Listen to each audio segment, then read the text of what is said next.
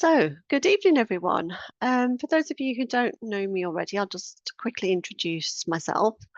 My name is Caroline Woolley, and I am an holistic therapist. I'm a certified sleep coach and mindfulness teacher. I talk about sleep a lot, but particularly this week, so we're actually in Sleep Awareness Week this week. And we've lost Julia again. Submit, there we go. And on Friday, we've got World Sleep Day as well. So it's a perfect opportunity really to talk about my absolute favorite subject, which is sleep. And that's why you're here today. I am guessing if you've come along tonight, it's because you are like I used to be and you have issues with getting sleep, as a lot of people do. So on average, we say that 1 in 3 adults in the UK will be having trouble sleeping on any one particular night, which is huge, isn't it, really? 1 in 3. And 1 in 10 actually will be suffering from chronic insomnia at any time. And we define chronic insomnia as getting less than 6 hours sleep a night for at least 3 nights a week, and that's been going on for at least 3 months.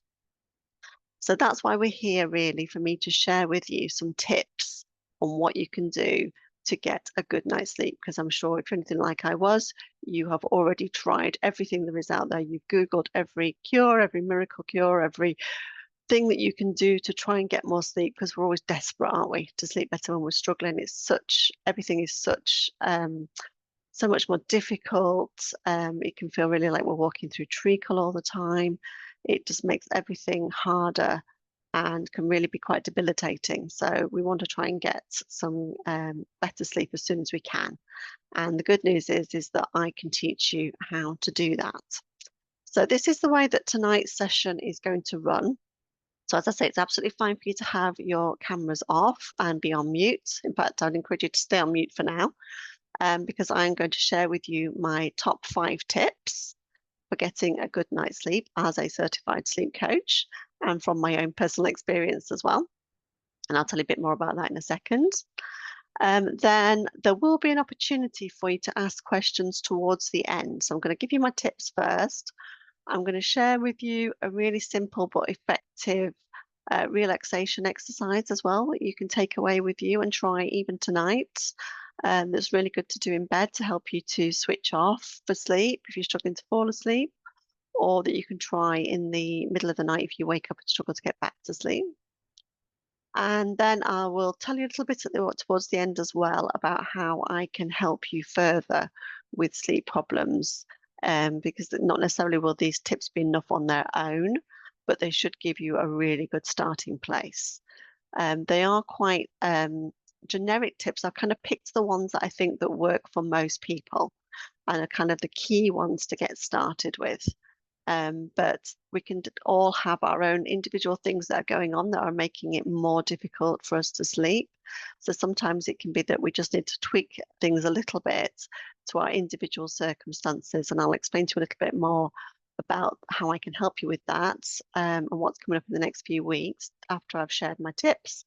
And then I'll stop the recording, and then there'll be the Q&A session where you can ask your questions, and you can either come off mute to do that, or you can just write them in the chat, or however you want to do it. That's absolutely fine. So I'll just get my notes up and we'll get started. So yeah, I wanted to start really with my own story, because I think it's important for you to understand how I've got to where I am today and why I actually trained as a sleep coach in the first place, and how I know that what I'm going to share with you actually works, because it's what I use myself. So I'm going to take you back to about 2008. And at the time, I was a single parent. It's before I was remarried. I was a single parent, 2 small children. I was working. I just not long increased my hours to nearly full time from part time. So I was working as well. So I had quite a busy, stressful life as a single parent and working as well, and with a disability. And it just so happened that at the beginning of that year in the February, something really awful happened, and I actually lost one of my really dear friends. He was only aged 30, and he had a heart condition, and he was found dead. And that really was a trauma to me, really sort of threw me for a little while.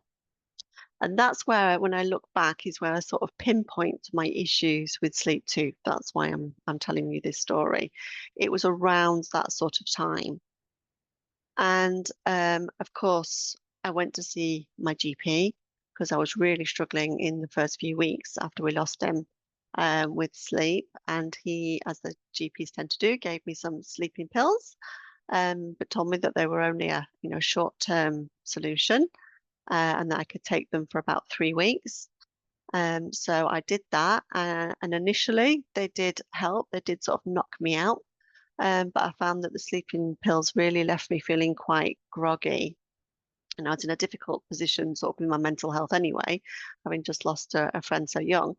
But yeah, I was really sleeping really badly. So I'm just going to let somebody else back in. Okay. It was really, not sleeping well as well was making things 10 times worse. So I took those for a while. And then, of course, that came to an end. My 3 weeks came to the end, and I stopped taking the tablets that the GP had given me. And immediately I went back to not sleeping very well again. And I think he did give me another lot. I think I went back to see him again and he gave me a second lot of sleeping tablets. But basically said to me, "Well, if these don't work, then that's it. You can't keep taking them," which is fine because I didn't want to keep taking sleeping tablets anyway. But actually, I found that that second lot didn't help anyway. I didn't sleep. And that sort of set me off on a pathway from then onwards, really, of sleeping really quite poorly for a number of years. So I calculate now, looking back, that I think it was about 11 years that I had insomnia for. And that definition that I gave you at the beginning of insomnia, of getting less than 6 hours sleep a night for at least 3 nights a week, and that's gone on for at least 3 months. Well, for me, it went on for 11 years. And it was quite often 4 hours sleep a night I was getting. Um, what I found was that I would be coming home from work exhausted. I'd get the children's tea, I'd get them bath, I'd get them into bed for about 8 o'clock. And then the minute that I sat down on the sofa, I'd be falling asleep. And there was no other adults around or anybody to sort of keep me awake or stimulate me. And so I'd be falling asleep. I'd sort of wake up groggily at 10 o'clock or something, go to bed. And I was one of those people who I didn't have any trouble getting off to sleep. I was one who would wake up about 3, 4 in the morning, regular as clockwork, and then carry on. That would be it. I wouldn't go back to sleep quite often. And I'd go to work, sleep deprived, basically, and then that would carry on. It was a vicious circle that then continued.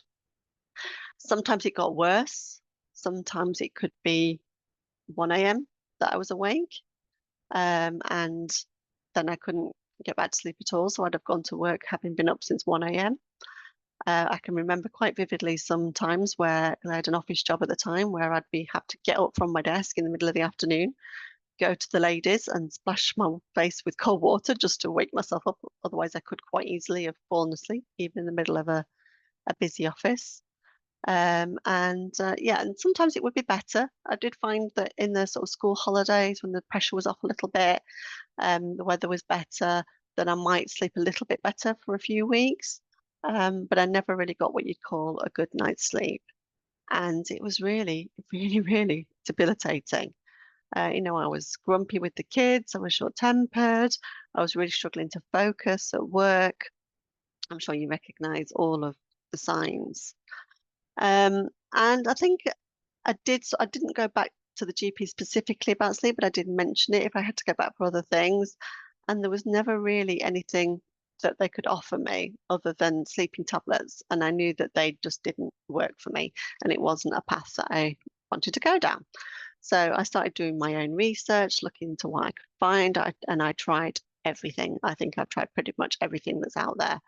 I tried pillow mists. I tried some weird cherry supplement, some extract that you can get from cherries that was supposed to help. I would have friends recommending things that they'd read about to tell me about. And basically, I spent a lot of money on sort of over-the-counter sleep aids and things like that. And I wasted a lot of time because none of them actually worked. So I then began on a bit of a quest to find out as much as I could about sleep, so that I could try and understand what was going on and try and fix it.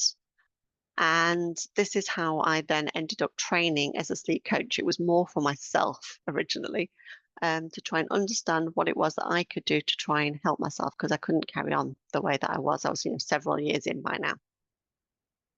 And yeah, and that's what I did.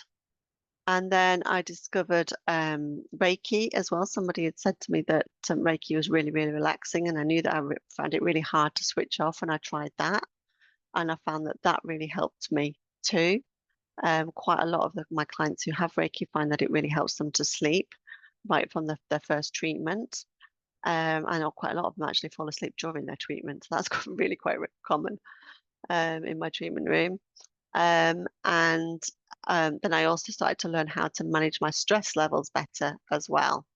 But really, what it was that worked for me was learning how sleep works, what are the right circumstances that you need to have in place for good sleep, what things can make it more difficult to sleep well, and what things can help sort of push the balance in your favor. And that's what it's all about, really. Once you understand how sleep is made up, then it becomes much easier because you can start to weight those scales in your favor. And some things that you can do add quite a lot of weight to the right side of the scales, and some add a little bit.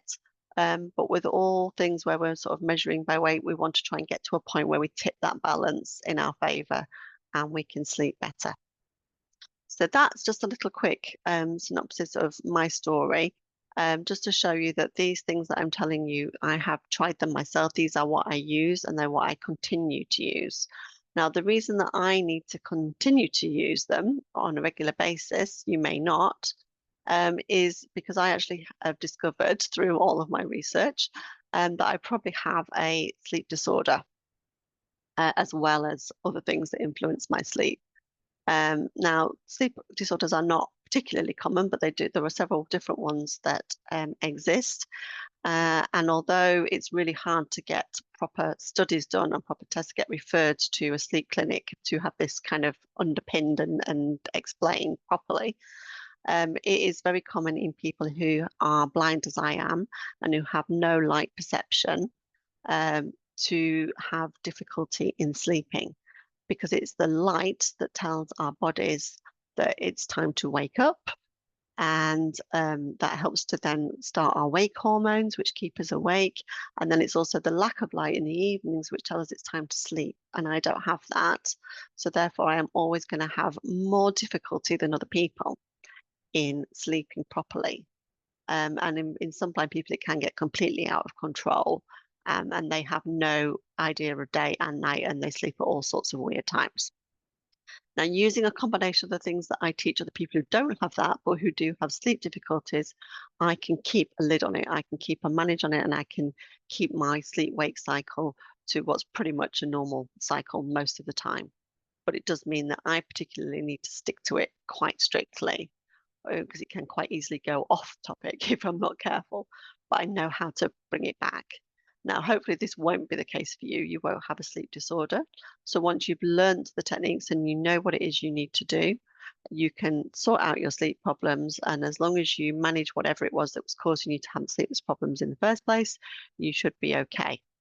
Now, we can all have the odd night, can't we, where we don't sleep so well. Different things can happen. We can get woken up in the night by a noise outside or things like that. There's always going to be some things that might disturb our nights, illness and things like that.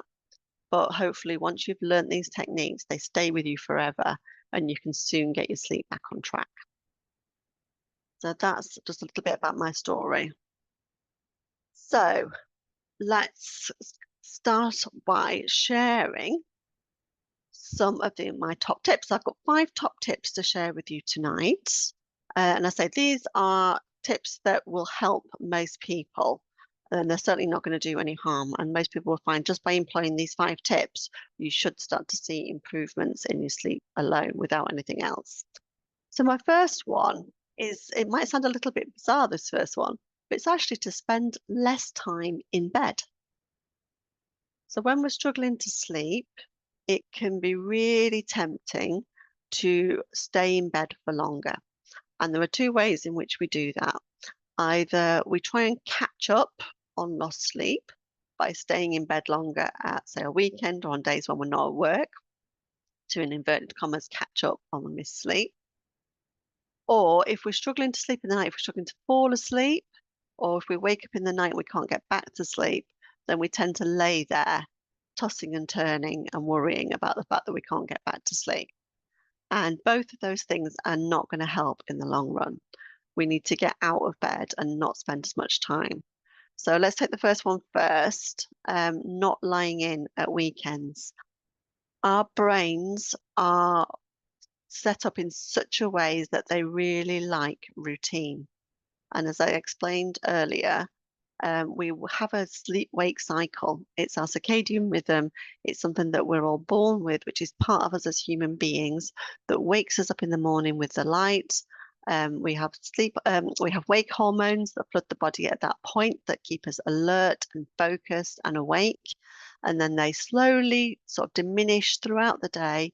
And then once it starts to get dark in the evening, it diminishes even more. And then the sleep hormones start to kick in, which then help us to fall asleep. And that's basically a 24 or just over 25-hour cycle that we go through. And that only works if we keep to that part of the bargain ourselves and we stick to that cycle. Now, by staying in bed longer at a weekend, we kind of send our brains into a bit of a frenzy, really. It doesn't like to be out of routine. It's like, oh, what's going on here? I don't know what to do. And then it will not keep us into that nice, even balance and cycle. So it's really important that we try, if we possibly can, to get up at the same time every day, whether it be a work day, a weekend day, a holiday day, whatever it was, try and get up at the same time. And actually, if we're getting the optimum amount of sleep that we need, then we should wake up naturally at that time anyway. We shouldn't need to sleep in. If you're sleeping in past an alarm going off or you're needing an alarm to get you up, then you're not getting enough sleep. And then the other part to that is about not staying in bed when you can't get to sleep, or if you wake up in the night and you can't get back to sleep. And that's because our brain's very clever, actually, and it soon starts to recognize patterns. So if you wake up in the middle of the night at 3 a.m. for 2, 3 nights in a row, it starts to think, oh, okay, that's what's meant to happen. We're meant to wake up at 3 o'clock every day, and it'll wake you up the next day, whether whatever was waking you up before is there or not. So if you've been waking up at 3 a.m. because you've been poorly and you've needed paracetamol, it will still keep waking you up at that time. And it starts to associate, it makes that association between being in bed and being awake. And that's not what we want. We want it to associate being in bed with being asleep. So I always say the only 2 things that you should do in your bed are sleep and be intimate with your partner, nothing else. A tiny bit of reading before bed I can go with, but there should be no phones, no TV, nothing like that, because your brain then starts to associate your bed with being awake. So if you're going to bed and you're struggling to fall off to sleep, you've got lots of thoughts going around in your head and you can't get to sleep, if you've been like that for 15 minutes, get up again. Go downstairs, go into another room, do a few other little sort of gentle wind down exercises, do a bit of fold some laundry, tidy up a bit, something like that, that's gentle and quiet until you feel tired, and then go back to bed. And the same if you wake up in the middle of the night. Don't lay there tossing and turning all night. If you've been awake for 15 minutes, get up and out of bed. And again, go and make yourself a cup of tea, go and do something gentle. Don't put too many lights or anything like that on, because we don't want to activate those wake hormones. But just move around the house as quietly and as calmly as you can.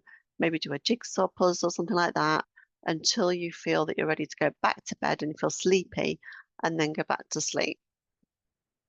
So that is tip number one, which is to not stay in bed if you're awake.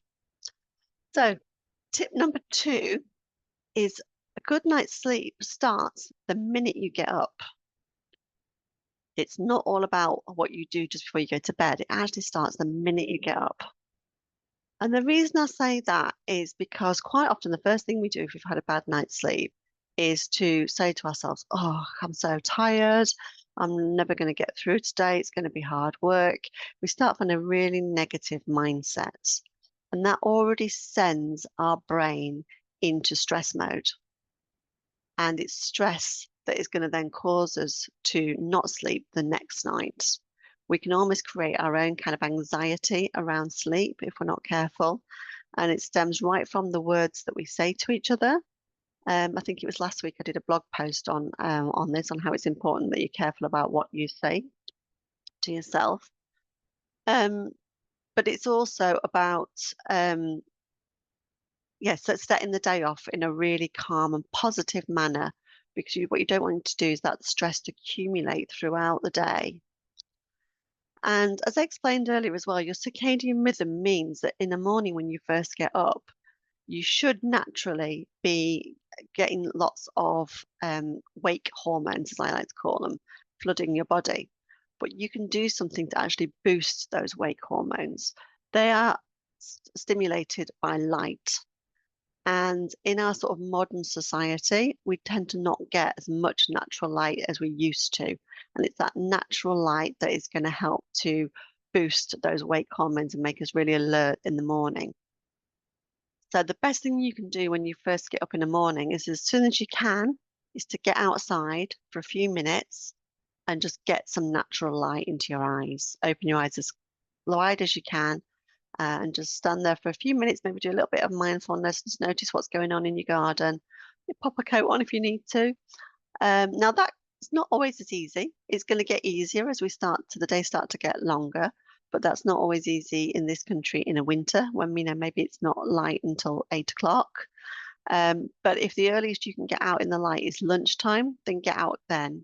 And if you can get out in the morning and at lunchtime, so much the better, because you're just going to boost those wake hormones that are going to keep you alert and awake throughout the day. And that then ultimately mean that those levels will come down in the evening better and you'll be able to sleep better at night. Now, if you go onto my YouTube channel, there is actually a free mindfulness meditation on there that I've shared, which is called Morning Light, which is a little exercise that you can do in the morning to do just that. So do check that out as well.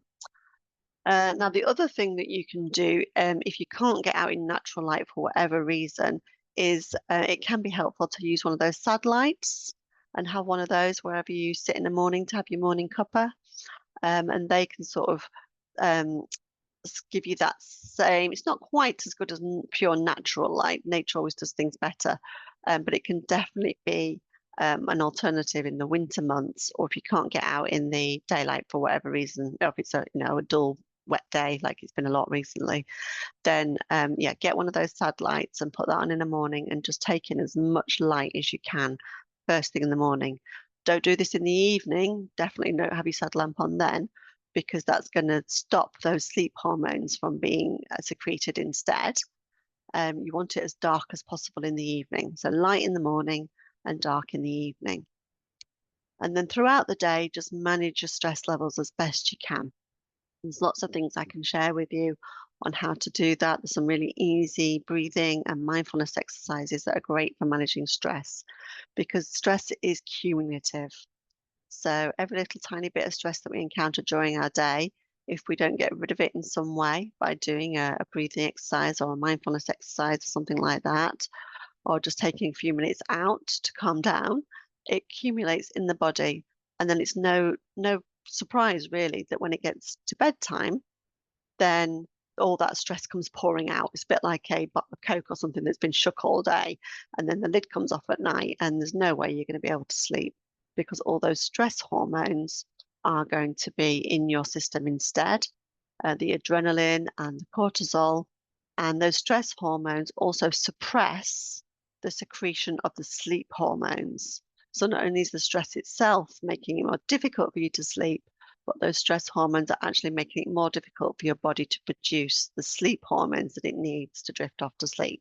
So it's a double-edged sword. So managing your stress is definitely really important. So tip number 3 is wind up your wind down.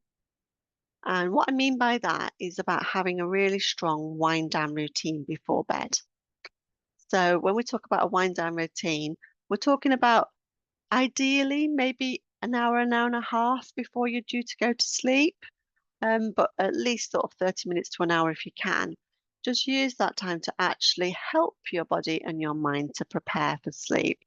So it can be really helpful to have a little routine that you go through. As I said earlier, your brain really likes routine. It likes to know what it's doing next. It makes it feel safe. And when your brain feels safe, it doesn't go into fight or flight mode and it doesn't start producing all those stress hormones we were just talking about. And it can actually really help you to prepare for bed if you can sort of do the same things in the same order each night and do some things which are going to help to calm you down as well. So if you have got some sort of stress hormones coursing around your bloodstream, that it can be helpful to use those up in some way to help get them out of your bloodstream. That could be by doing some gentle exercise, nothing too strenuous in the evening, but just some stretching, some yoga, some Pilates, something like that, or just even just going for a walk, just going for a gentle walk, or even just walking around the house, doing some sort of gentle housework in the evening. It can just help to burn up those stress hormones that are in your system. We talked about the importance of light and how you don't want too much light in the evening. So definitely avoid blue light from your devices. So you'll definitely have heard of this one. It's talked about a lot, and this is not a sleep myth. This is true. Blue light does inhibit the production of sleep hormones. So come off your phones, your computers, your tablets as soon as you can before bed, at least an hour before. And dim the lights in the house as well. If you are just watching TV, then maybe turn the main light off. You don't need that on as well. There'll be enough light from the TV screen itself. And don't put a big light on in the bedroom. Maybe just have a gentle little light in the corner to help you get ready for bed. Those sorts of things can really start to help. Having a hot bath or shower can be really helpful. Not only does that help to relax the muscles, but actually, in order for you to fall asleep, your body temperature, your core body temperature, needs to drop by a whole degree. It's part of the biological process of sleep. And actually, the easiest way of doing that is to heat it up first. Because when you have a hot bath or shower, your body it opens up all the blood vessels and all the blood goes out to your extremities.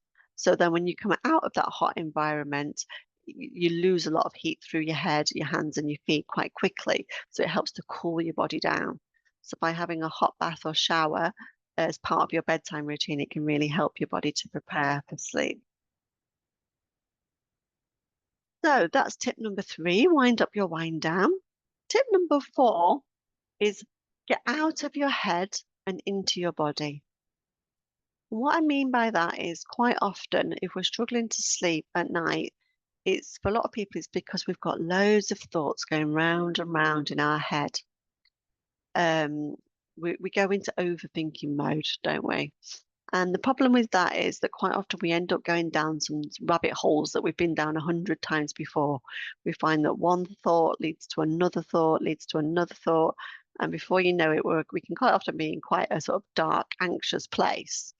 We often say, don't we, that things always seem worse in the middle of the night. If you're awake on your own at 3 a.m., you can have some really dark and difficult thoughts. So actually what we want to do is we want to get out of our heads. And the easiest way to do that and not interact with those thoughts that are going on in our head is to actually get into our body instead and do something with our body.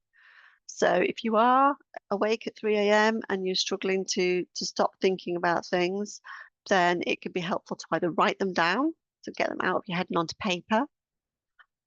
Get up out of bed. Say if you've been awake for 15 minutes, you should be getting up out of bed anyway. and just have a gentle walk around the house. I say if you've got some laundry that needs folding, got some papers that need putting away, we've got pack up to make for the morning, just something gentle like that, a puzzle. Anything knitting is a really good one. I like to do crochet. Anything that uses your hands and that gives you enough to do, enough to think about that you're not then able to have any other thoughts, but not too much that it stimulates you too much. So anything like that, any sort of crafts or deep breathing, things like that are really helpful. And I thought I'd actually share with you a little mindfulness exercise that you can try in this situation that really does just that. It gets you out of your head and into your body. And I say it's a really good one to do when you first get into bed if you are struggling to get off to sleep, or you can even try this if you wake up in the night, or even just have a go at it during the day if you just need to help yourself to relax and relieve any stress. So it's called a yoga nidra body scan meditation. And so, what I just invite you to do is just gently close your eyes if that feels comfortable to do so. Just settle down into your body. And if you're sat, just notice the contact of your feet on the floor. And whether you're sat or laying down, just noticing the contact of your body with the surface beneath you. It might be the contact of your bottom on the chair or your back on the bed if you're laid down. And just noticing how your body feels.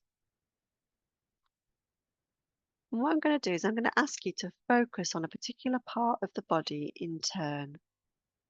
And we're just going to move fairly quickly through each body part in turn. And I say it's just going to give our brains something to think about that's enough to keep you occupied and stop it wandering off into thought. So we're just going to begin with the left thumb. And then moving on to the left second finger. And each time just moving your focus to the part of body that I name. So the third finger, the ring finger, and the little finger of your left hand. The palm of your left hand and the top of your left hand. Your left wrist, your left forearm, elbow, upper arm, and shoulder. And just releasing any tension you're holding onto in your left shoulder.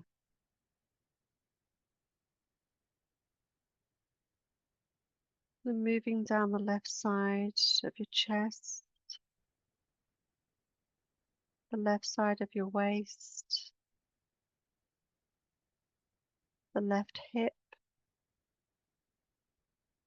thigh, knee, the left lower leg, the ankle, the top of the left foot, the sole of the left foot, the left big toe, second toe, third toe,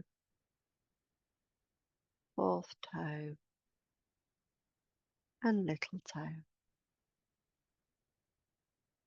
Then moving on to the right side and starting with your right thumb, the right second finger, third finger, fourth finger, and the little finger. The left palm, top of the right hand, the right wrist, forearm, elbow, upper arm, the right shoulder, just releasing any tension. And down the right side of the chest, the right side of the waist, the right hip, thigh, knee, lower leg, ankle, the top of the right foot, the bottom of the right foot, the big toe, second toe, third toe, fourth toe, and the little toe. And now the soles of both feet, the backs of both calves, the backs of the thighs, the bottom, the lower back, the middle of the back, and the upper back,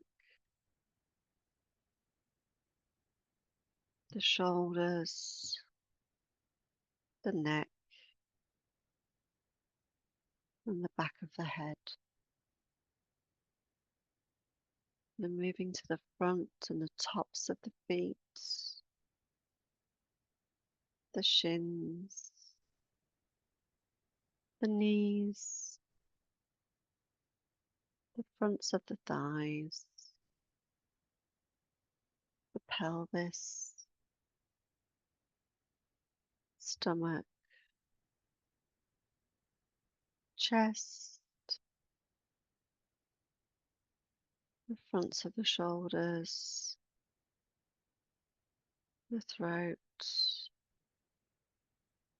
and the face, all the way to the top of the head. And just taking a deep breath in and just allowing any tension to be released from your whole body.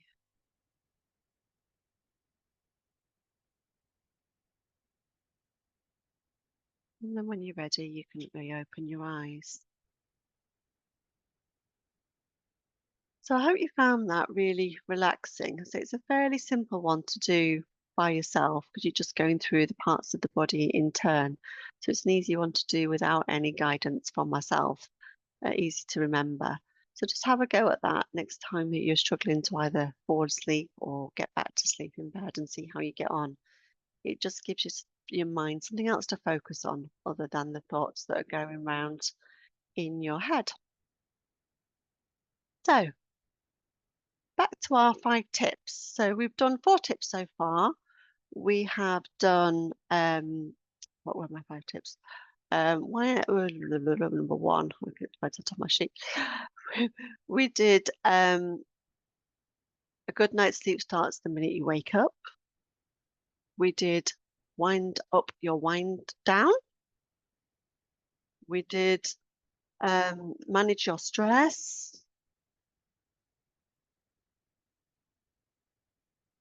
Sorry, I almost lost my place. Wind down your routine. Yeah, get out of your head and into your body. That's what we've just done. Yeah, and then number 5 is get yourself a sleep prescription.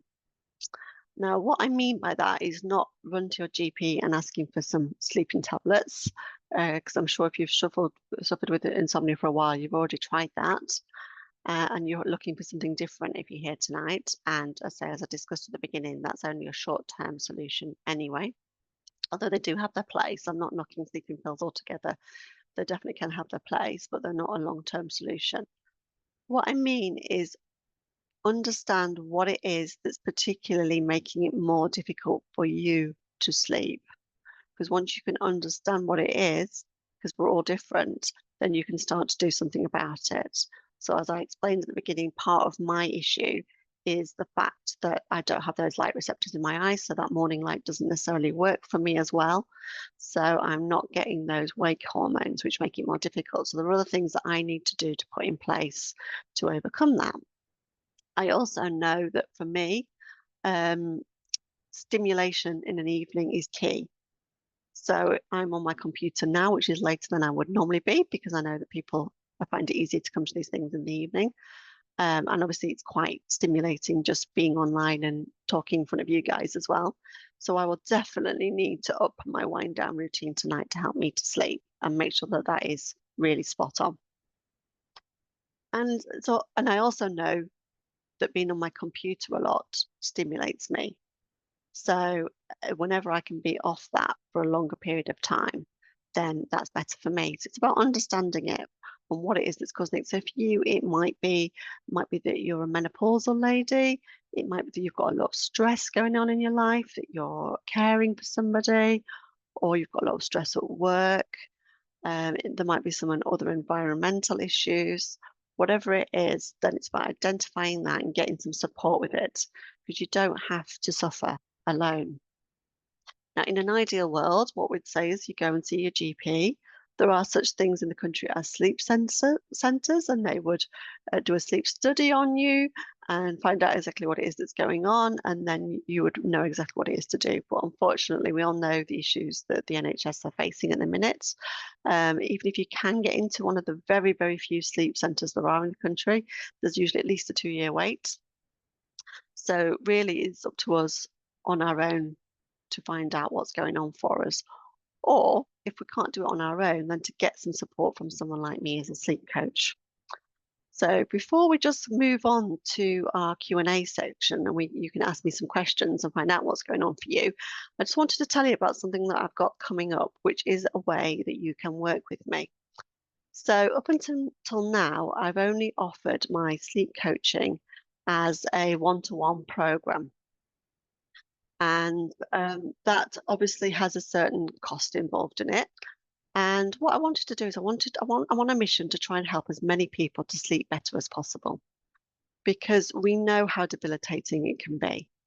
What I haven't mentioned, but I'm sure you're aware of them already, is that some of the really detrimental things that poor sleep can have on your physical and emotional health. So if you're not sleeping for a considerable period of time, it can put you at greater risk of things like heart disease, diabetes, dementia, high blood pressure. It can have a bigger effect on mental health as well. So it really is a key part of well-being to get sleep sorted. And I don't think as human beings, sometimes we prioritize sleep as much for our well-being. But it doesn't matter what other health conditions we've got going on. If our sleep is out of control, we're really going to struggle. It can affect our weight and all sorts of things. So it is really important. So we need to treat it as such. We need to give it the priority that it deserves. And we need to work out what it is that we need to do, what our prescription is for having better sleep. And then we need to prioritize that as well. Because quite often we prioritize other things rather than going to bed, don't we? Or getting good sleep. We prioritize working late, or we prioritize socializing more, or we don't manage our stress levels well enough. So that affects our sleep. But we really need to learn to prioritize it more because it really is an epidemic of sleep issues that we're facing. So I have decided to try and make my sleep coaching a bit more accessible and affordable for people. So rather than offering it on a one-to-one basis, I'm actually going to start offering it as part of a group program. So my next group program is called the Sleep Mastery Program, and it will be starting on the 10th of April. And it's going to be a 6-week program. Now, for this first one, I'm going to do it on Zoom like this so that as many people as possible have access to it. It's not based on location or anything like that. And so let me tell you a little bit about what we will be including in it. So week 1 is going to be about understanding sleep. So I'm going to talk more about some of the things I've talked about tonight, about the sleep-wake cycle, circadian rhythms, the light and how all of that affects our sleep and what we can start to do to boost the odds in our favour. And the 3 stages of sleep that we go through in the night as well, and the steps we can take to make sleep more likely. Week 2 is going to be about our relationship with sleep, how our brain, I've mentioned it a little bit tonight, but a little bit more about how our brain reacts to sleep and what we can do to retrain the brain into sleeping better for us and that mind body connection. Sleep 3 is going to be about our nervous system because that has a huge influence over our sleep as well. And quite a lot of us with sleep problems will have dysregulated nervous systems, what that means, how that affects our sleep, and what we can actually do to regulate it again. Week 4 is going to be about how to manage stress and overthinking minds and get on top of that so that that's not affecting our sleep. And then week 5 is going to be bringing all that together. We'll already have started to put some things in place to improve things, but week 5 is going to be all about pulling that together into a personalized to you individual sleep action plan. So you know exactly what to do to help yourself sleep better. And then week 6 is just going to be bringing everything we've learned together, talking about next steps, how we keep that consistent, and looking at some other things that you can put in place if you need a little bit more support after that 6 weeks are usually up. Now, at the minute, my one-to-one coaching, that costs £399. But I said that's not affordable for most people. I understand that. But I wanted this to be more affordable. So I'm actually offering this initially at an early bird price for the people that get in quick for just £97. And that's available for people who sign up before the 31st of March. But there are only 6 places on this course. I don't want this to be a course with lots of people on. I want everybody who's on it. I want you to get good value from me and have almost one-to-one contact with me as part of a small group. So there are only 6 places available. And I say it will just be £97 if you join before the 31st of March. It starts on the 10th of April. So from the 1st of April to the 10th, it then goes up to £147. And what you get for that, actually, you get the 6 1.5 hour sessions on Zoom as group coaching. That normally would retail for about £225 on its own. So you've already got more than what you're paying for it. You'll also get a 30-minute one-to-one call with me. So we can actually pinpoint any specific things that are going on for you. If you've got any questions about what we've been learning that you don't know, ask in a group session. If you've got specific things going on in your life, you get a free 30-minute complimentary session one-to-one with me. That would be worth about £30 normally. You will also get a complimentary distance Reiki session with me because I really find that Reiki really helps me with managing sleep. And I want you to experience what that is like too. So I'm offering that as a complimentary session, and that's normally worth £45.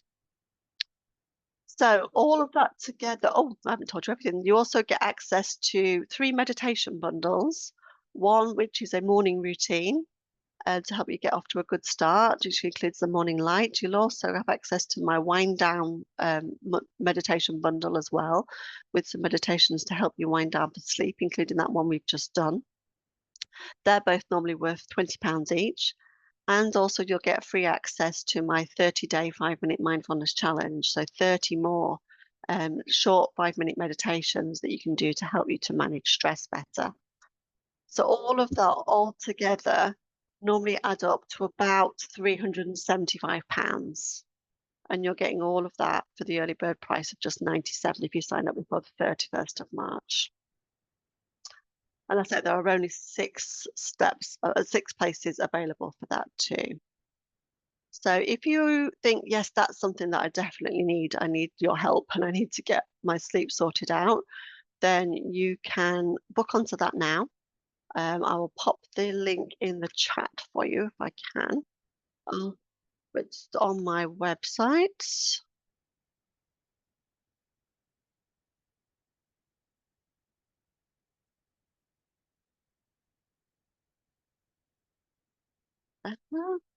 There we go.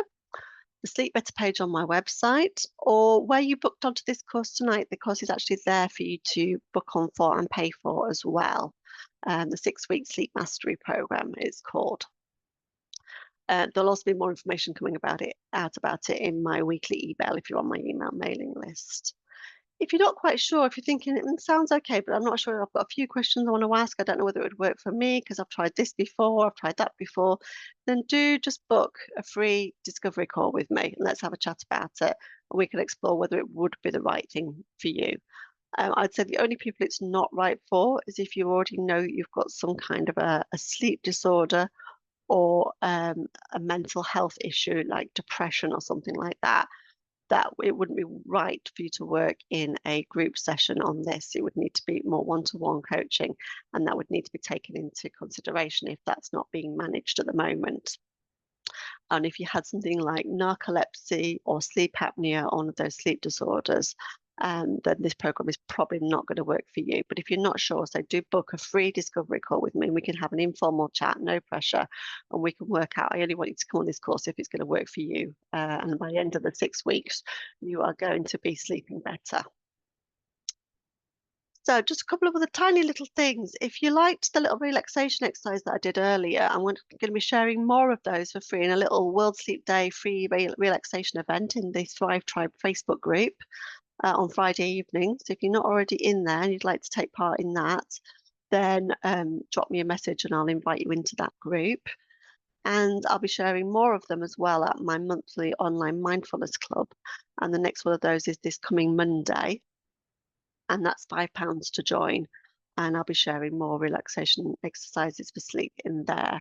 And you can book onto that in the same place that you booked onto tonight's session, or if you need the link, just let me know and I'll send that through to you.